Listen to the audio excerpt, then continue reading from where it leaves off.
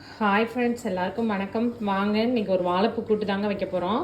வாங்க எப்படி பண்ணுறதுன்னு பார்க்கலாம். இங்கே பாருங்கள், நான் குக்கரில் வந்து 2 பிடி பாசிப்பருப்பு எடுத்து நல்லா கழுவிட்டு தண்ணி ஊற்றி வச்சுருக்கீங்க, கூட்டுக்கு தேவையான அளவு. இங்கே பாருங்கள், வாழைப்பூ நல்லா கட் பண்ணி தண்ணியில் போட்டு வச்சுருக்கீங்க. ஒரு வாழைப்பூ தான் நான் எடுத்திருக்கேன். இங்கே பாருங்கள், ஒரு பெரிய வெங்காயம், ஒரு தக்காளி, 2 பச்சை மிளகாங்க. வாங்க எப்படி செய்கிறதுன்னு பார்க்கலாம். பருப்பில் இப்போ வெங்காயம் தக்காளி சேர்த்துக்குவோங்க. வெங்காயம் தக்காளி பச்சை மிளகாய் சேர்த்துக்கலாம். இப்போ நம்ம கட் பண்ணி வச்சுருக்க வாழைப்பூவை இதில் எடுத்து சேர்த்துக்குவோம். ரொம்ப ஹெல்த்தியான ரெசிபிங்க இது. வாழைப்பூ சாப்பிட்றது ரொம்ப நல்லது. ஆனால் நம்ம அதை எடுக்கிறதுக்கு சோம்பேறிப்பட்டுக்கிட்டு தான் சமைக்க மாட்டோம். வாரத்துக்கு ஒரு டைம் ஆச்சு சாப்பிட்றது உடம்புக்கு ரொம்ப நல்லதுங்க. இப்போ மஞ்சத்தூள் சேர்த்துக்கலாம்.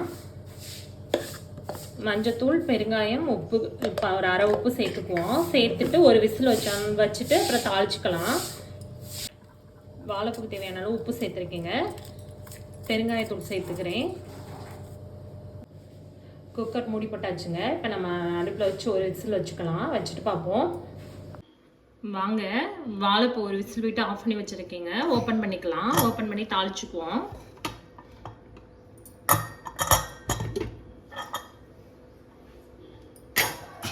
பாருங்க, சூப்பராக நல்லா வெந்துருச்சுங்க. வாழைப்பூ சீக்கிரமே, அதனால தான் ஒரு விசில் விட்டேன். பருப்பும் கரையில, இல்லைன்னா பாசி பருப்பு கொஞ்சம் வளவலன்னு இருக்கும். ஒரு விசில் விட்டாவே போதுங்க. இப்போ தாளிச்சுக்கலாம். தாளிக்கிறதுக்கு பாத்திரம் வச்சாச்சுங்க. இப்போ எண்ணெய் ஊற்றிக்குவோம்.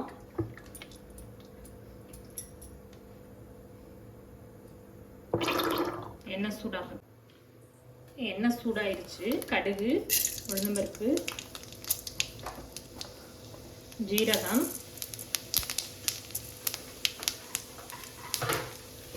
வரமிளகாய் சேர்த்துக்கிறேங்க.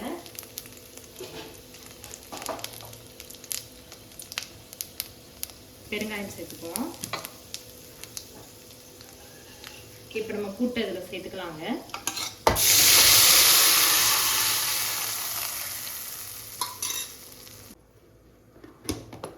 கூட்டு தாளிச்சாச்சுங்க. இப்போ கூட்டில் லைட்டாக மல்லித்தூள் சேர்த்துக்கலாம்.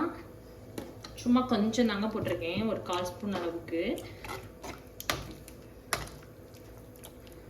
அவ்வளோதாங்க, நமக்கு சூப்பரான வாழைப்பூ கூட்டுங்க ரெடிங்க. கொஞ்சம் நேரம் நல்லா இதாகட்டும்.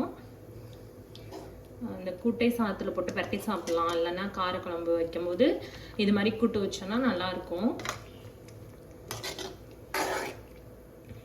நான் இது மாதிரி புளிக்குழம்புலாம் வைக்கும்போது அதிகமாக கூட்டு செய்கிறது பாப்பாவுக்கு வேண்டிதாங்க. பாப்பாவுக்கு இந்த கூட்டு போட்டு கொடுத்துக்கலாம். அதோட சாப்பிட்றதுக்குமே புளிக்குழம்புலாம் கூட்டு, பொரியல் இந்த மாதிரி இருந்தால் நல்லாயிருக்கும்.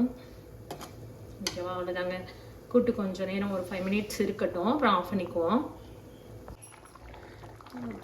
பாருங்க, சூப்பராக கூட்டு ரெடி ஆயிடுச்சுங்க. இப்போ இந்த நம்ம மேலே இருக்கிற தண்ணி இதை இருத்து குடிக்கிறது ரொம்ப நல்லதுங்க. சூப் மாதிரி குடிக்கலாம். நான் கொஞ்சம் தண்ணியாகவே வச்சுருக்கேன். ஏன்னா வயிறு புண்ணுக்கெல்லாம் ரொம்ப நல்லதுங்க வாழைப்பூ சாப்பிட்றது. கண்டிப்பாக நீங்களும் வாரத்துக்கு ஒரு முறை வாழைப்பூ எடுத்துக்கோங்க. வீடியோ உங்களுக்கு பிடிச்சிருந்துச்சுன்னா லைக் பண்ணுங்கள், ஷேர் பண்ணுங்கள், கமெண்ட் பண்ணுங்கள். ஓகே, பாய்.